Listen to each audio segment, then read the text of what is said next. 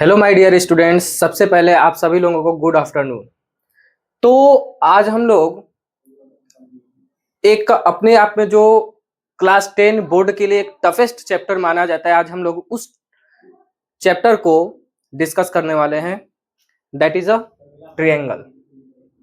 तो मैं ज्यादा बात नहीं करूंगा, समय को बचाते हुए, समय को ध्यान में रखते हुए, बिना टाइम को वेस्ट किए सीधा अपने टॉपिक को डिस्कस करना हम लोग स्टार्ट करते हैं। तो मेरे प्यारे छात्र, सबसे पहले हमें पढ़ना क्या है ये हमें पता होना बहुत जरूरी है। That means what is the topic. Topic is a, सबसे पहले हमें पढ़ना है बीपीटी, जिसको हम थेल्स थ्योरम के नाम से भी जानते हैं। एंड सेकेंड, बीपीटी का ही अपोजिट मीन्स कन्वर्स थ्योरम पढ़ना है। कन्वर्स क्या होता है? बीपीटी का ही ठीक उल्टा होता है। एंड थर्ड हमारा है सिमिलर ट्रायंगल्स। तो बेसिकली हम लोगों को ये दोनों एक कंबाइंड ही थ्योरम्स है और ये हमारा एक अलग से, यानी दो ही थ्योरम्स हमें इसमें पढ़ने हैं। सबसे पहला चीज, अब आइए समझ लेते हैं कि बीपीटी यानी थेल्स थ्योरम क्या कहता है। तो थेल्स थ्योरम कहता है कि एक ट्रायंगल होता है, जिसमें एक ट्रायंगल होता है, that means A B C is a triangle. और ये जो डीई है, हम किसी भी दो साइड से लेकर के ये तीसरे साइड के पैरेलल लाइन जब ड्रॉ करते हैं तो ये एक एडी अपॉन में, यानी this upon this upon this, ये एक दूसरे को सेम रेशियो में डिवाइड करता है। ठीक है, तो हमारा ये ट्रायंगल हमने एबीसी लिया। इसमें एबीसी में क्या है? तो जो डीई है वो पैरेलल होगा बीसी के। ये हमारा गिवन यानी दिया होगा। तो हमें क्या पता चलेगा, हम इसे निष्कर्ष क्या निकाल सकते हैं? रिजल्ट हमारा क्या होगा? रिजल्ट हमारा होगा एडी अपॉन में ये वाला DB is equal to AE upon में ईसी के हो जाएगा। ठीक है, यही हमारा होता है बीपीटी, जिसका पूरा नाम होता है बेसिक प्रोपोर्शनलिटी थ्योरम। यहां पर लिख देते हैं हम बेसिक प्रोपोर्शनलिटी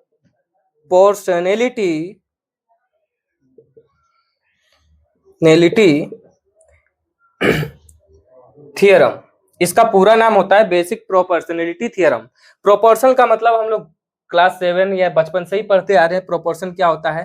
तो ये जो एडी, प्रोपोर्शन का मतलब क्या होता है? मतलब चार चीजें ऐसी होती हैं जो रेशियो होता है वो एक दूसरे के अगर रेशियो में है तो उसको हम प्रोपोर्शनल कहते हैं। जैसे ये एडी रेशियो, सॉरी यहाँ पर एडी होगा, एडी रेशियो डीबी प्रोपोर्शनल एई अपॉन में एई रेशियो, सॉरी ईसी।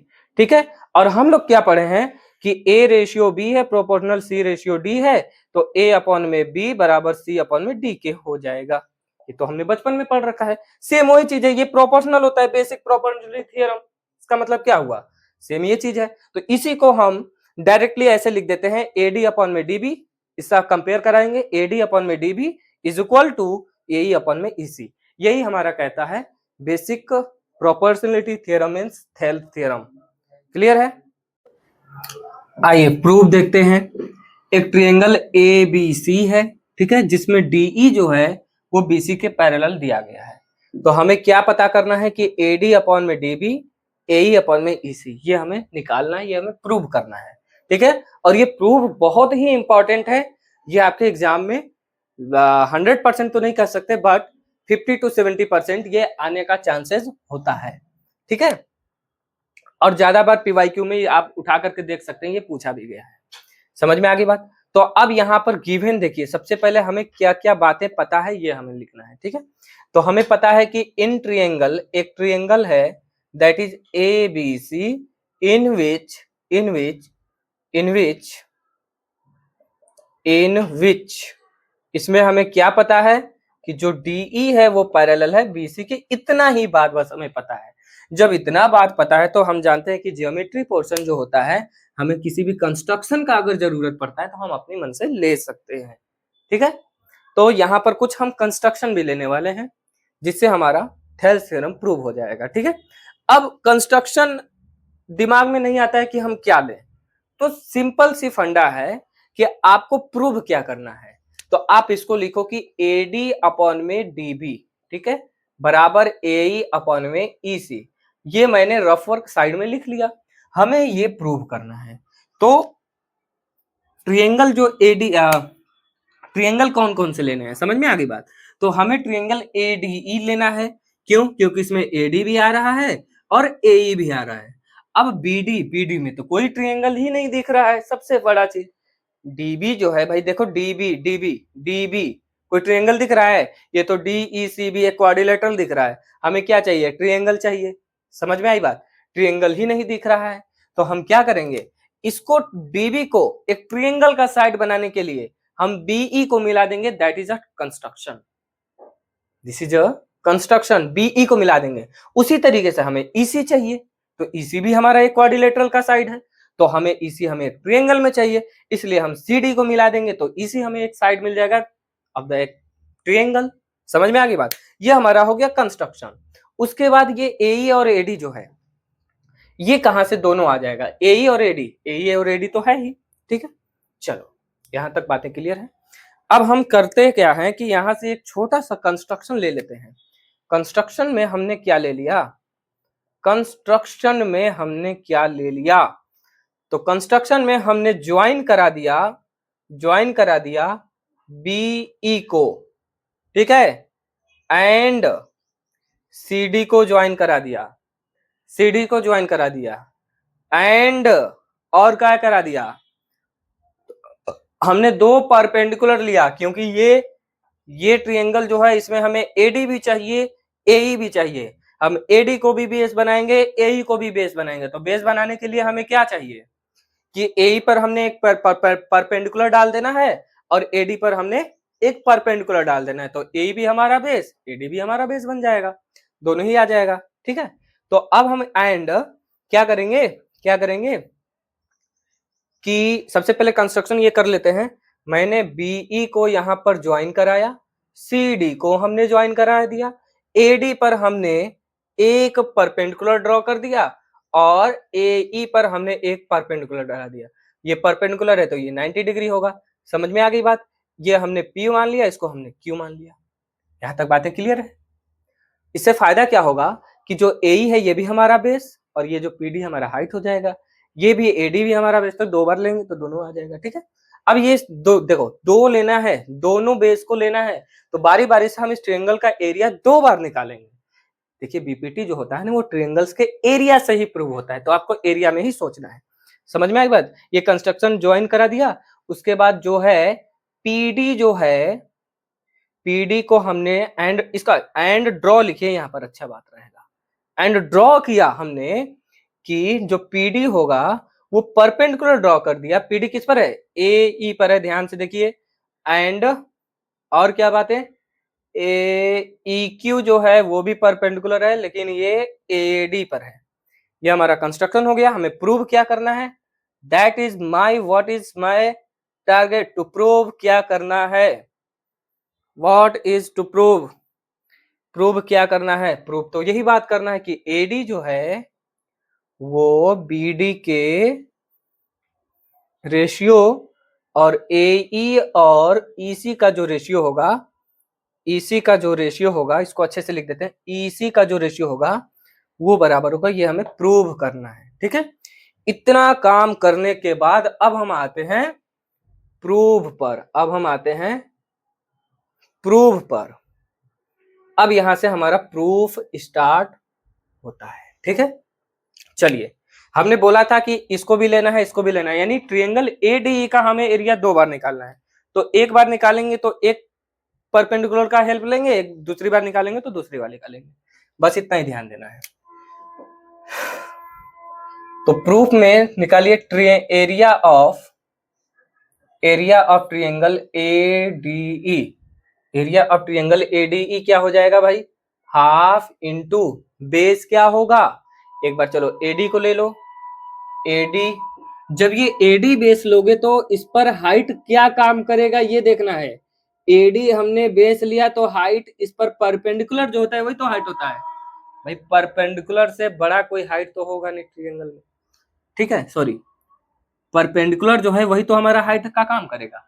समझ में आ गई बात? तो ये हमारा परपेंडिकुलर हो जाएगा ऑन एडी। तो एडी हमने बेस ले लिया और EQ हमारा हो जाएगा हाइट, ठीक है।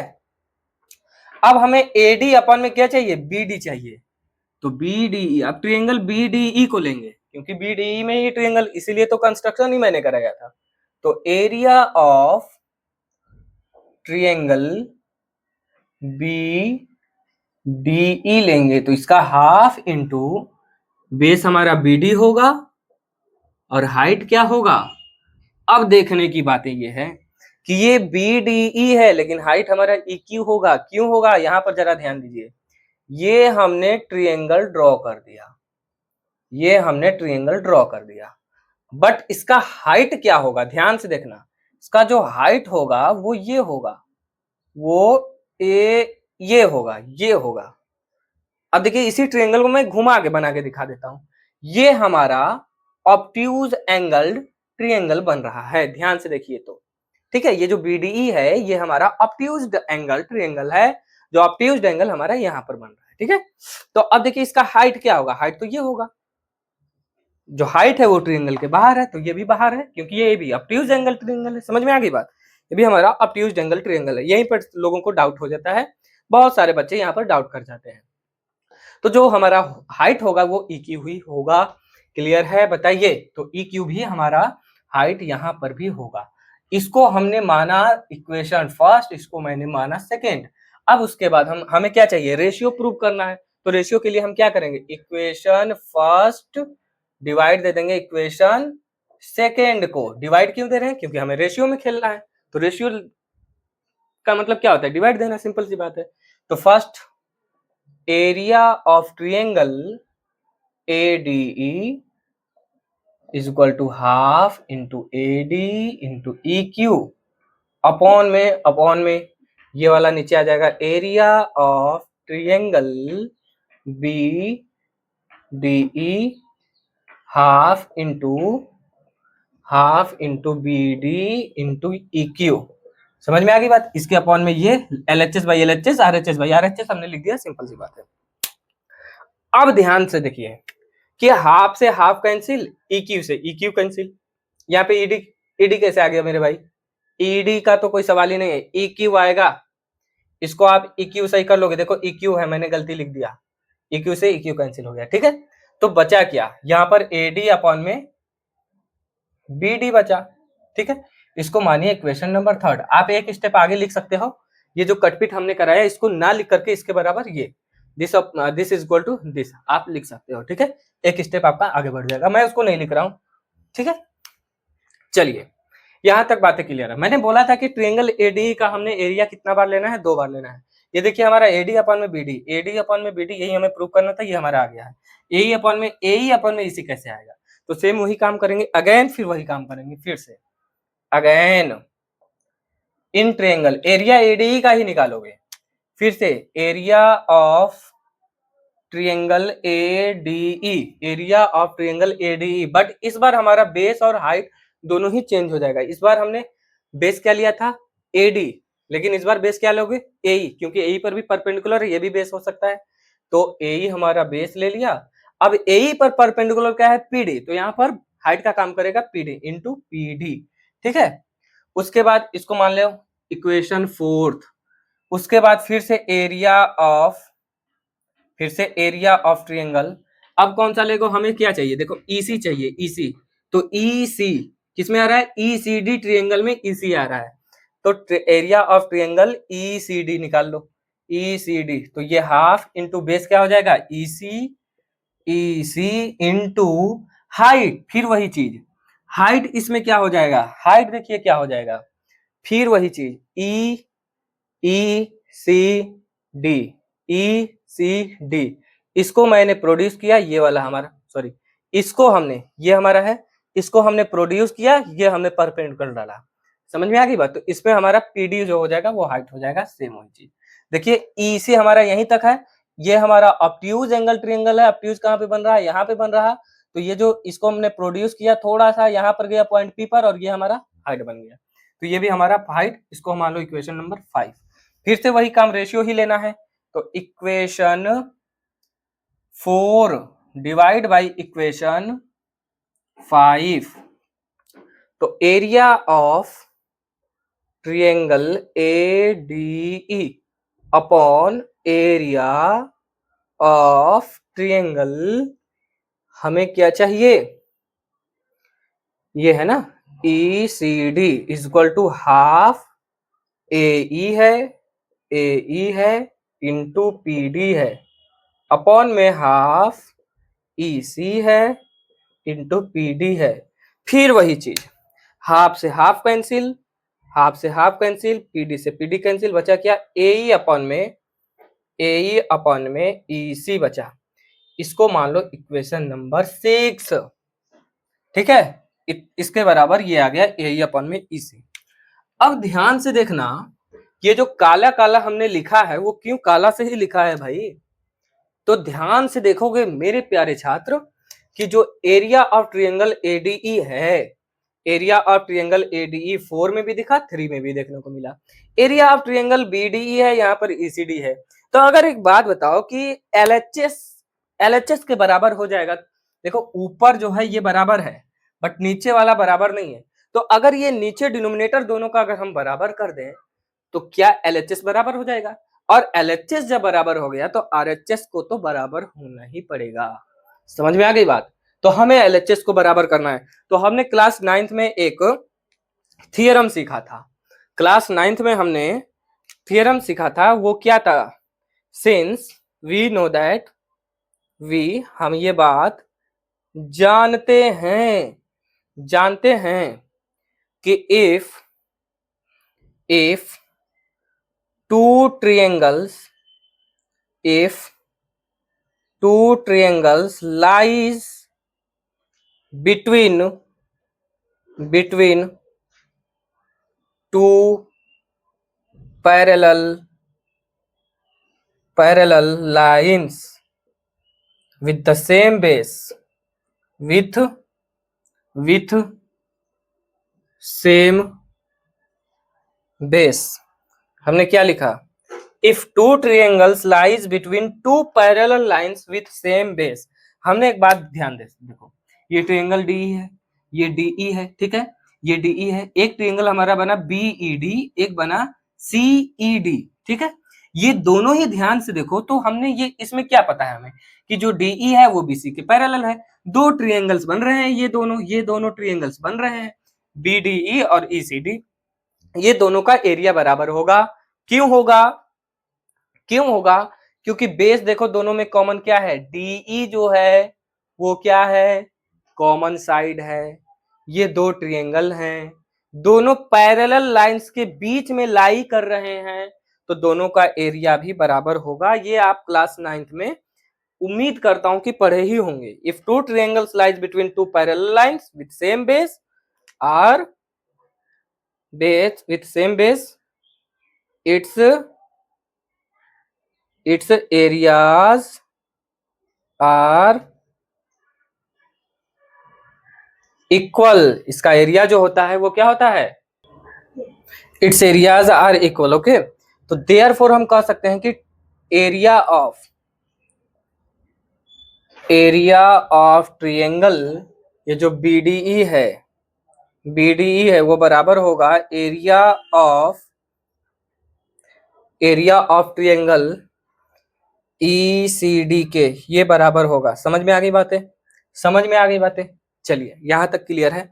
ये बराबर हो जाएंगे, ये क्या हो जाएंगी, बराबर हो जाएंगे, ठीक है, ये बराबर हो जाएंगे। अब यहाँ पर एक बात बताओ, ये दोनों बराबर हो गया तो इसका वैल्यू यहाँ पे पटक दो या फिर इसका वैल्यू उठा करके यहाँ पर पटक दो, बात बराबर। तो एलएचएस और आरएचएस तो बराबर हो गए। तो अब हम करेंगे क्या कि फ्रॉम इक्वेशन थर्ड, ठीक है, थर्ड एंड ये सिक्स्थ एंड इक्वेशन सिक्स्थ, हम ये कर सकते हैं। देखो ये दोनों area of triangle BDE, area of triangle ECD, ये दोनों बराबर हैं क्योंकि ये दोनों सेम पैरेलल लाइंस के बीच में विद सेम बेस लाइज कर रहे हैं, तो दोनों का एरिया बराबर हो जाएगा। तो इसका वैल्यू हम यहाँ पर अगर रख दें तो ये भी वही चीज, ये भी वही चीज, तो ये बराबर हो गया। एलएचएस बराबर तो आरएचएस भी बराबर। तो थर्ड और फोर्थ से हम ये बात कह सकते हैं कि जो एडी अपॉन में डीबी होगा वो बराबर हो जाएगा एई अपॉन में ईसी के। यही तो हमें प्रूव करना था यही तो हमें प्रूव करना था, यही होता है हमारा थेल्स थ्योरम, यही कहता है, यही हमारा होता है बीपीटी। समझ में आ गई बात? तो एक बार मैं हट जाता हूं, आप सभी लोग इसका स्क्रीनशॉट ले लीजिए, या फिर मैं उम्मीद कर रहा हूं कि आप कॉपी पेन लेकर के नोट्स भी साथ में बना रहे हैं। तब तक मैं थोड़ा सा पानी वगैरह पी लेता हूँ, ठीक है?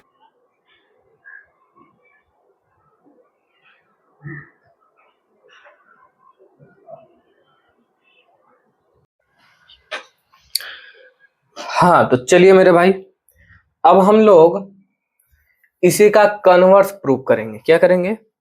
कन्वर्स क्या कहता है, व्हाट इज द कन्वर्स। चलिए, तो कन्वर्स में अब हमें ठीक उल्टा चीजें दिया होगा, और जो जिसको हमें प्रूव करना था अब वो हमें दिया होगा, और जो दिया गया था अब वो हमें प्रूव करना है। ठीक है, तो ये हमारा मान लीजिए एक छोटा सा ट्रायंगल है ना, या फिर इसको आप ऐसे बनाओ, ये हमारा एक ट्रायंगल है, that is A B C. ठीक है, और ये हमने इसको पैरेलल लिया डी ई। अब ध्यान से समझना ये है कि कन्वर्स में क्या दिया रहेगा कि गिवन जो होगा हमारा वो ये कि एडी अपॉन में डीबी बराबर ए अपॉन में ईसी, ये हमें गिवन है। प्रूव क्या करना है? टू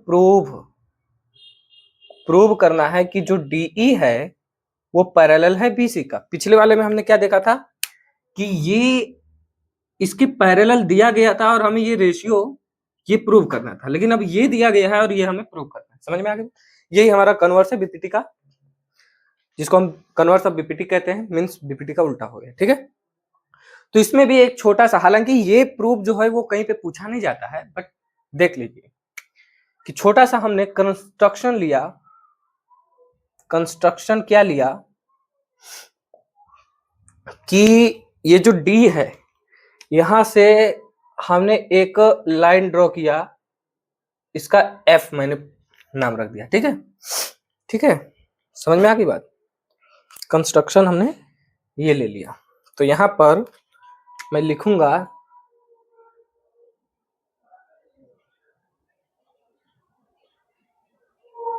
कि चलिए जो कंस्ट्रक्शन हमने लिया है, draw a line through D through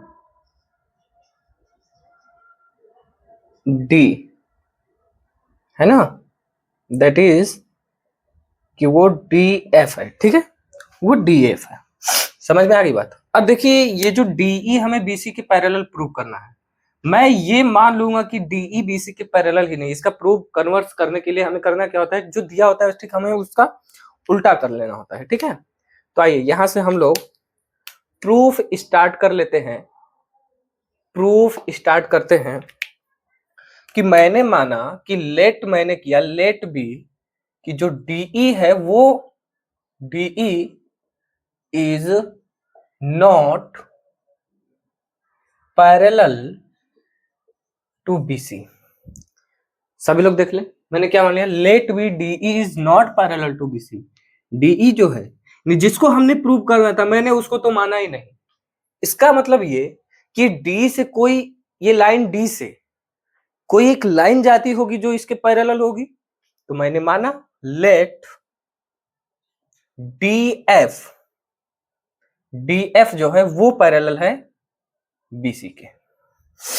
ठीक है, जो मैंने कंस्ट्रक्शन लिया था डी से, तो भाई ये नहीं है। एक बात बताओ आप हमें कि अगर ये लाइन है, ठीक है, ये मेरा लाइन कुछ ऐसे जा रहा है, मुझे इसी पॉइंट से इसके पैरेलल कोई लाइन ड्रॉ करना है, तो एक बात बताओ, ये तो इसके पैरेलल नहीं है, लेकिन इस पॉइंट से कोई तो लाइन होगी जो इसके पैरेलल जा सकती है। तो मैं ठीक इसके सीधा में अगर ऐसे इसको ड्रॉ कर दूं, तो ये L है, ये मान लीजिए M है, ये N है, तो L जो है नॉट पैरेलल टू M है, बट L जो है वो पैरेलल तो होगा N के, बताइए, है ना? इस पॉइंट से कोई तो लाइन होगी जो इसके पैरेलल होगी। समझ में आ गई बात? उसी प्रकार से यहां पर दिया गया है। तो लेट मैंने कर लिया कि डीएफ जो होगा वो बीसी के पैरेलल होगा। समझ में आ गई बात? अच्छा एक बात बताइए, जब डीएफ पैरेलल होगा तो इन ट्रायंगल ए बी सी क्या हमने देखा कि डीएफ जो है वो पैरेलल है बीसी के पैरेलल है। ये हमने माना, लेट किया, एज्यूम किया, है ना? तो इसको हम क्या कह सकते हैं कि एडी अपॉन में, अभी तो हमने प्रूव किया, एडी अपॉन में DB is equal to A F upon में एफ सी हो जाएगा। ये रेशियो तो होगा क्योंकि ये डीएफ जो है वो बीसी के पैरेलल है, तो बीपीटी हमारा यही कहता है।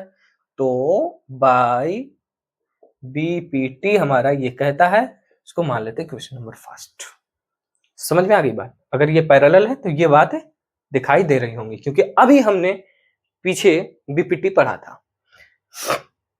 बट हमें दिया क्या गया है मेरे भाई? दिया गया है कि एडी अपॉन में जो डीबी है वो एई अपॉन में ईसी के है। जो दिया गया है ये हमारा क्या है? ये बाई बीपीटी आया, ये हमने गिवन से देखा, इसको मान लिया क्वेश्चन नंबर 2। ये दिया गया। अब देखिए दोनों ध्यान में, एडी अपन में डीबी, एडी अपन में डीबी, तो एलएचएस एलएचएस बराबर है दोनों इक्वेशन का, तो आरएचएस भी बराबर होगा। तो from equation first and second क्या होगा? ए एफ जो है वो अपॉन में एफ सी बराबर हो जाएगा ए ई अपॉन में ईसी के, वो ईसी के बराबर हो जाएगा। ठीक है, अब यहां पर ध्यान देने की बात ये है कि अब हम क्या कर रहे हैं, दोनों साइड में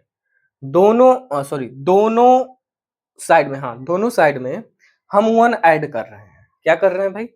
1 कर रहे हैं। ठीक है, by 1, by adding 1 in both side, दोनों साइड में 1 ऐड करेंगे तो ये क्या बनेगा? ठीक है, ये आप नीचे लिख लेना। तो ए एफ अपॉन में F C is equal to A E upon में ई सी, सॉरी, यहां पर +1 हमने ऐड किया था, +1 इधर भी बराबर ए ई अपॉन में ई सी +1। ठीक है, आप एलसीएम जब हम लेंगे इसका, जब एलसीएम लेंगे तो ये क्या बनेगा? ए एफ, यहां पर देखिए ए एफ, ठीक है, दिखाई दे रहा है ना? A F plus F C upon में F C is equal to A plus, ठीक है, देखिए ए एफ अपॉन में एफ सी, एलसीएम लिए एफ सी, अब एलसीएम लेकर के कटपिट कर लेना अपना, ए अपॉन में ई सी, ए प्लस ई सी अपॉन में ये ई सी आ जाएगा। ठीक है, अब यहां पर फिगर में देखो, यहां पर क्या मिला है? A F plus F C, A F और एफ सी मिलके ए सी बनाएगा, तो ऊपर में बन जाएगा ए सी अपॉन में एफ सी है इज इक्वल टू, ये भी देखिए ए ई सी मिलके क्या बनाएगा? ए सी बनाएगा अपॉन में ई सी। ठीक है, ए सी टू ए सी हमारा कैंसिल हो गया, क्रॉस मल्टीप्लाई करेंगे तो ई सी बराबर किसका आ गया? एफ सी के बराबर आ गया। क्या ये आप ध्यान से देखो कि ये पॉसिबल है कि 2 पॉइंट है, ये ई सी और एफ सी बराबर होगा? फ्रॉम फिगर में ये कह सकता हूं कि F C is greater than E C but not equal to each other. तो यहां पर हमें क्या प्रूफ मिला कि ईसी जो है वो एफसी के इक्वल है। इट मीन्स ये, इसका मतलब ये तभी पॉसिबल हो सकता है, दिस इज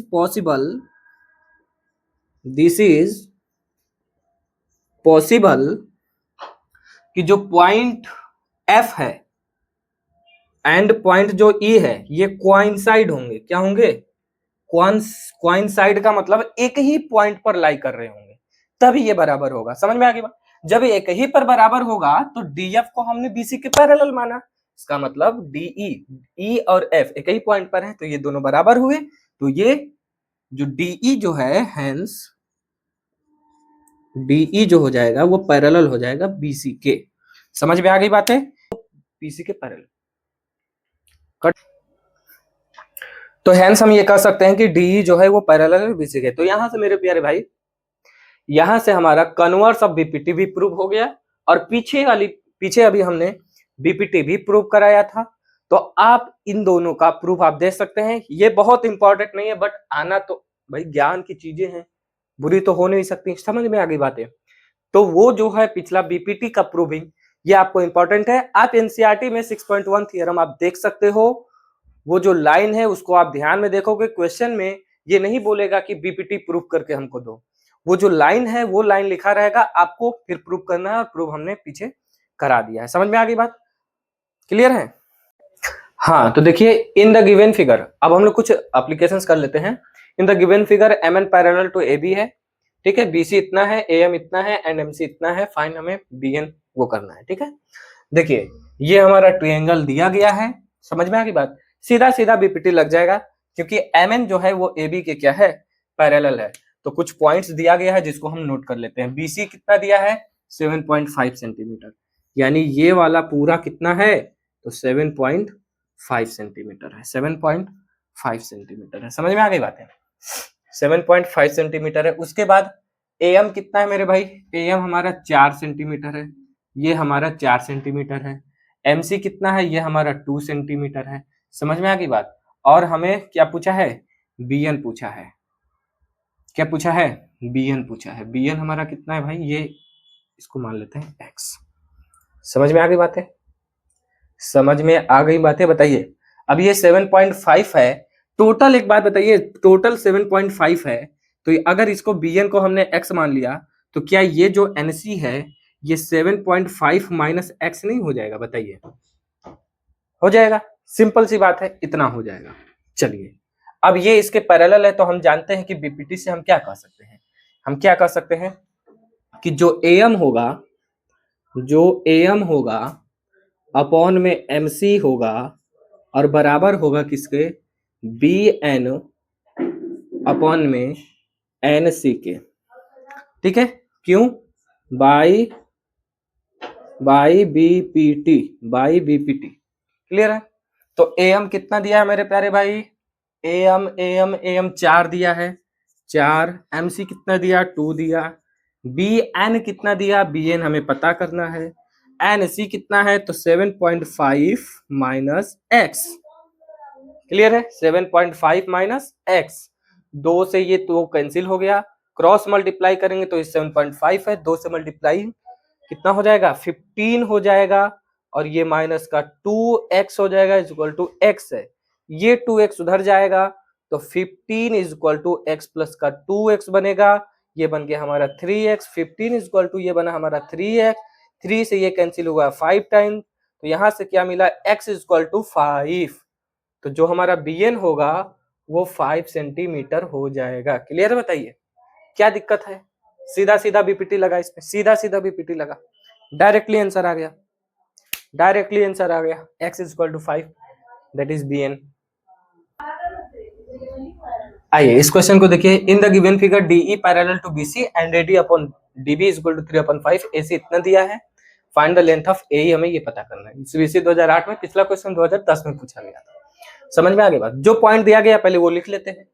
AD अपॉन में DB कितना दिया है, 3/5 है, तो AD कितना होगा, ये अगर रेशियो है तो ये 3x कुछ रहा होगा, ठीक है, और ये DB ये हमारा 5x कुछ रहा होगा। ये रेशियो है तो भाई कुछ ना कुछ कांस्टेंट तो होगा। समझ में आ गई बात? हमें AE निकालना है। हमें क्या निकालना है, अच्छा AC ये पूरा लेंथ दिया है, पूरा लेंथ दिया है, दैट इज 4.8 सेंटीमीटर। हमें AE पता करना है, तो AE को मानेंगे x, तो ठीक उसी तरीके से ये कितना बनेगा, 4.8 माइनस x बनेगा। समझ में आ गई बात? फिर से ये अगर इसके पैरेलल है तो बीपीटी लगेगा, क्या बनेगा, AD अपॉन में DB is equal to AE upon में EC। ठीक है, AD upon DB is equal to AE upon EC। अब देखिए AD कितना दिया है, 3x है, DB कितना दिया है, 5x दिया है। ये तो डायरेक्टली AD बाई DB यहां से भी उठा सकते हो, कोई बात नहीं है ना। इज इक्वल टू AE कितना दिया है भाई, AE हमारा x है, और ये कितना है 4.8 माइनस x है। एक काम कर लो, यहाँ पर x मैंने माना था, इसको k मान सकते हैं, क्योंकि इसको भी मैंने x मान लिया है ना।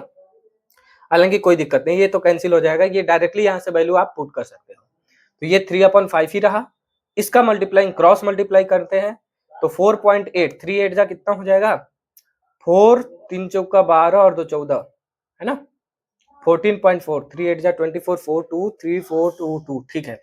माइनस का 3x, देखो 3 का मल्टीप्लाइकेशन इसमें 14.4 आ गया, 3 का मल्टीप्लाई x में -3x आ गया, इधर करेंगे 5x हो जाएगा, ये उधर जाएगा तो 14.4 is equal to 3x plus हो गया, प्लस का 5x पहले से था, तो 14.4 इज इक्वल टू ये आ गया हमारा 8x, तो x इज इक्वल टू कितना गया 14.4 अपॉन में कितना हो जाएगा 8 हो जाएगा, ठीक है।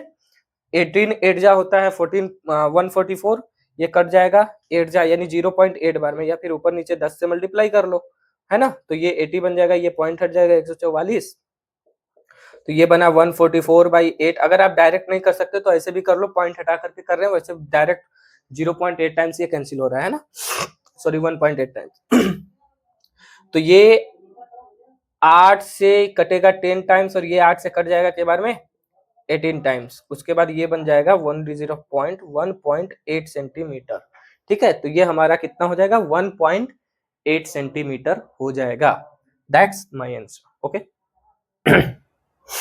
देखिए ये क्वेश्चन है, ये 2002 में पूछा गया है सीबीएसई बोर्ड में, ठीक है, और बहुत ही इंपॉर्टेंट क्वेश्चन है। क्यों है, क्योंकि इसका जो क्वेश्चन है, जो इक्वेशन हमारा बनता है वो एक क्वाड्रेटिक का फॉर्म ले लेता है। देखिए in the given figure in triangle ABC, हाँ एबीसी एक ट्रायंगल है, डीई पैरेलल टू बीसी है, डीई बीसी के पैरेलल है, सो दैट एडी इतना, सीएम एई इतना, इतना इतना इतना सब है, हमें एक्स का वैल्यू निकालना है। तो देखिए एडी कितना दिया गया है, चलिए इसमें हम बीपीटी लगाते हैं तो क्या बनेगा, एडी अपॉन में DB is equal to AE upon में इसी बनेगा बाय बीपीटी, बाई बीपीटी, ठीक है।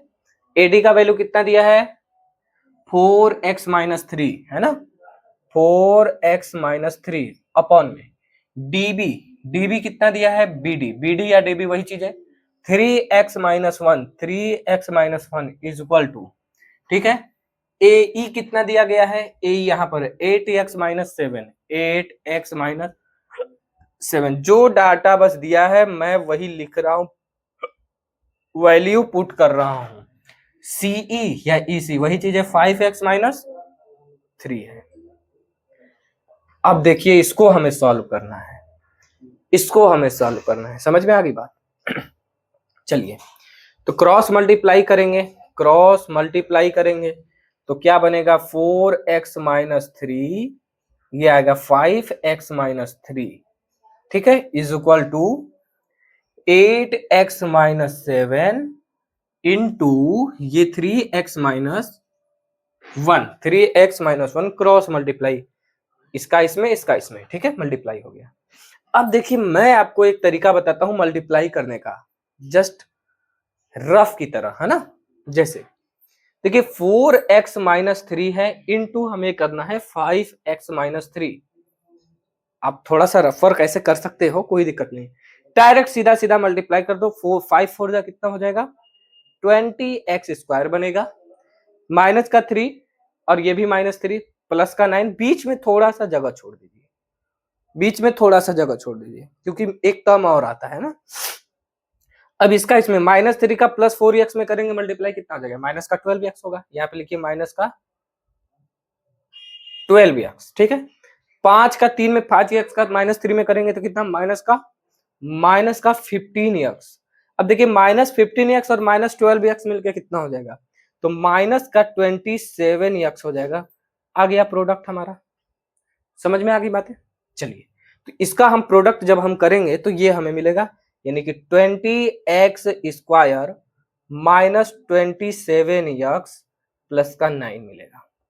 ठीक उसी प्रकार से इसका कर लेते हैं यहाँ पर, तो इसका कर लेते हैं, कहां पर कर ले, यहां पर कर लेते हैं ना, 8x - 7 इंटू 3x - 1, तो 3 8 जा कितना हो जाएगा 24x², इसमें करेंगे प्लस का 7, बीच में थोड़ा सा जगह छोड़ के लिख दिए, -1 का प्लस 8 में करेंगे तो माइनस का 8x बनेगा, प्लस माइनस माइनस होगा, 3x का 7 में करेंगे 3 7 जा 21x, ये कितना हो गया, तो माइनस का 29x बना, ये हमारा प्रोडक्ट आ गया, is equal to 24x square minus 29x plus का 7। ठीक है, अब ये देखिए क्वाड्रेटिक दिख रहा है, सबको उस साइड ले जाओ, सबको उस साइड ले जाते हैं। क्वाड्रेटिक कैसा होता है, ax square plus bx plus c equal to 0, सबको उधर ले जाओ, बराबर में 0 लाना है।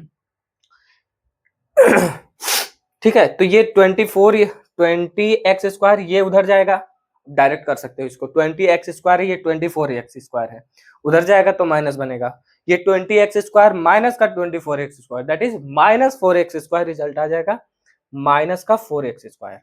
अब यहाँ पर देखिए माइनस 27x है, यहाँ पे माइनस 29x है, ये उधर जाएगा तो प्लस हो जाएगा, तो 29x माइनस 27x कितना हो जाएगा, प्लस का 2x हो जाएगा। ठीक है, प्लस का ये 9 है, ये 7 उधर जाएगा तो माइनस में हो जाएगा, तो प्लस का 2, अब इधर कुछ भी नहीं बचा, सबको मैंने उधर लेके गया। अब इसको प्लस बनाने के लिए सब में माइनस से डिवाइड दे दो, और इधर 0 में माइनस से डिवाइड दोगे तो 0 ही आएगा।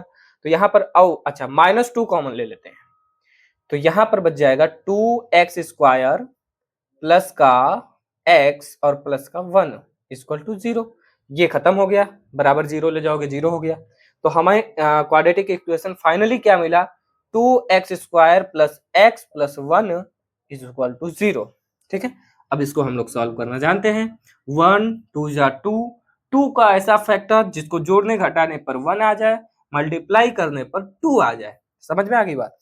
तो दो में से एक घटा दोगे, 2 1 जा 2 भी हो जाएगा, तो 2x स्क्वायर प्लस का 2x माइनस का x प्लस 1, यहां से 2 कॉमन हो जाएगा तो बचेगा 2x कॉमन होगा तो बचेगा x प्लस का 2, x प्लस सॉरी यहाँ पर x का प्लस का कितना बच जाएगा,